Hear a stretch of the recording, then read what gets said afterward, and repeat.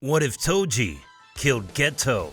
Now, as you guys know, Toji is responsible for most of the problems in the story right now. He killed Riko Amanai, the star plasma vessel. He is also the one who awakened the dog within Geto. If Toji hadn't shown up when he did, the butterfly effect would have been crazy. But that's not what we're going to talk about in this video. No, the real question here is what would happen if Toji killed Geto during the hidden inventory arc.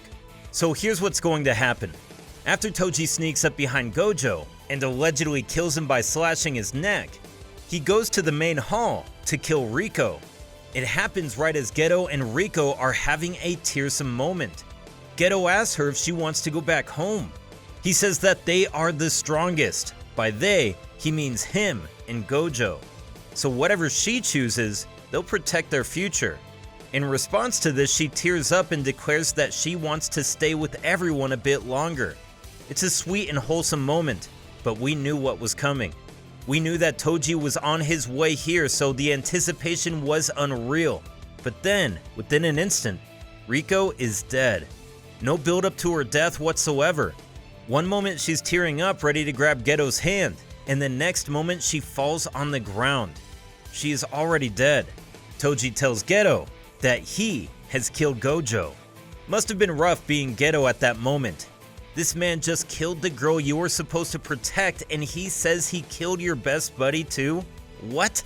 Normally, you'd expect the person to flip, and I guess Geto does flip in his own unique way. He's ready to kill Toji. But just like how Toji had prepared for Gojo, he had also prepared for Geto. Toji defeats him, but in the actual story, he doesn't kill Geto. He knows better than to kill a cursed manipulator. If he had killed Geto, Geto would have turned into a vengeful spirit. But this is where the actual story stops, and our what-if scenario begins. But first, let's talk about why Toji didn't want to kill Geto. Now, this is a minor manga spoiler for those of you who haven't read it yet. But take Noya for example. He was killed by Maki's mother. She didn't use cursed energy. That's why he didn't want to kill Geto. However, if Geto somehow manages to get up and keeps him from getting away, Toji may end up killing him. This is what happens in our what-if scenario. Toji kills Geto, realizes how badly he messed up but shrugs it off and flees the scene after picking Riko's corpse. He drops the corpse off at the Star Religious Group headquarters, exchanges a few words, and is on his way out when he comes across a rather familiar face. It's Gojo Satoru. He came here right after fixing himself with the reverse curse technique, so he doesn't yet know that Toji has killed Geto. Their interaction is the same as it is in the actual story. Gojo is on crack. Larger than life, he can't get enough of himself.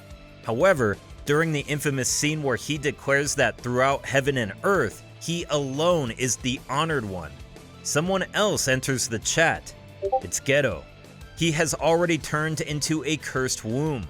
Gojo was a bit disappointed that he didn't feel angry for what happened to Riko Amanai, but I highly doubt he would still be enjoying himself if he had seen his best friend now turned into a vengeful spirit.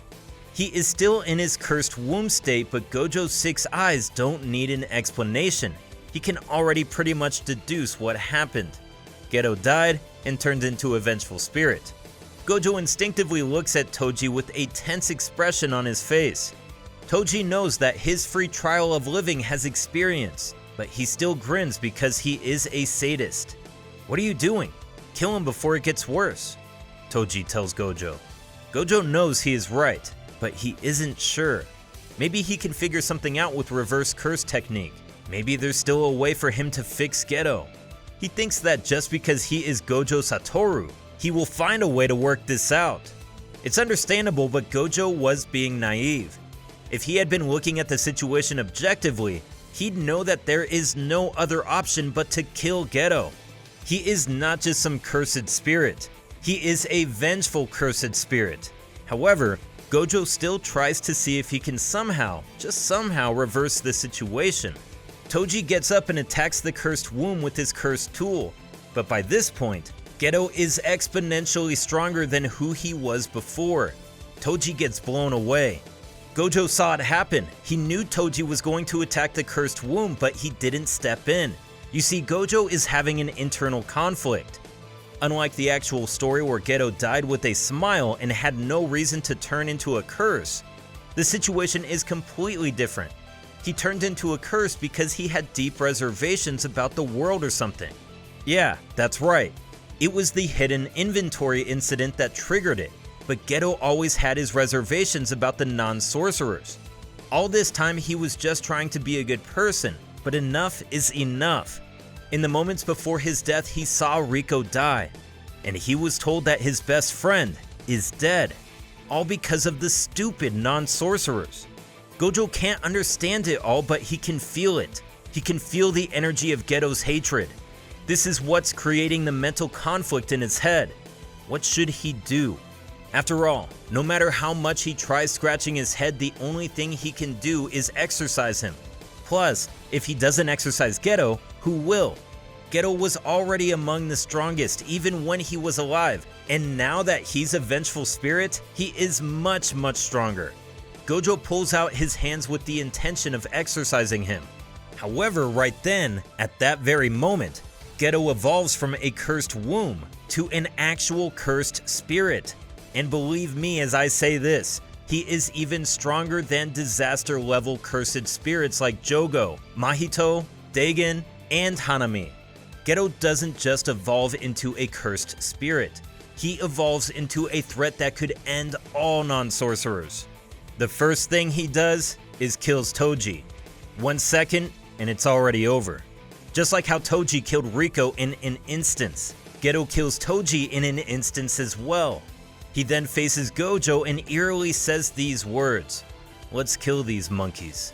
At that moment, Gojo was already in the mood of killing them all because of what they did to Riko.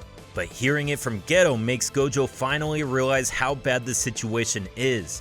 Geto is different in the sense that he is vengeful against all of humanity that are non-sorcerers. Plus, he is now a cursed spirit, and cursed spirits are inherently evil, so there's that. No other way to go about it. He has to kill Geto before he kills everyone at this religious group headquarters. I'm sorry, Gojo says as he blasts him off with hollow purple. For some reason, Geto doesn't move. In fact, right before hollow purple hits him, Gojo notices him smile a little. He wanted to stop him. Gojo smiles back, and just like that, Geto passes away. However, this is not the end. Right after Gojo was done with the exorcism, he experiences a sudden sense of rage throughout his entire body. Enough is enough. Once again, it was the fault of the higher-ups who allowed this to happen. Gojo looks down at the ground and then looks up. With clear intention in his eyes, he declares, "Maybe I should just kill the higher-ups," and walks away. He isn't going back home. Instead, he's about to go and pay the higher-ups a visit.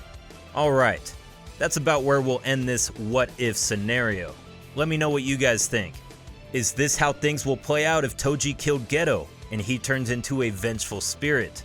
What's going to happen to the Jujutsu Kaisen world now? What about Kenjaku? Is he going to stay in the body of Yuji's mother, or will he take another vessel? So many questions. I'm sure you guys would love to know what happens from here on out. Just make sure you like, subscribe, and comment your thoughts. And you'll be rewarded with part 2. じゃあね。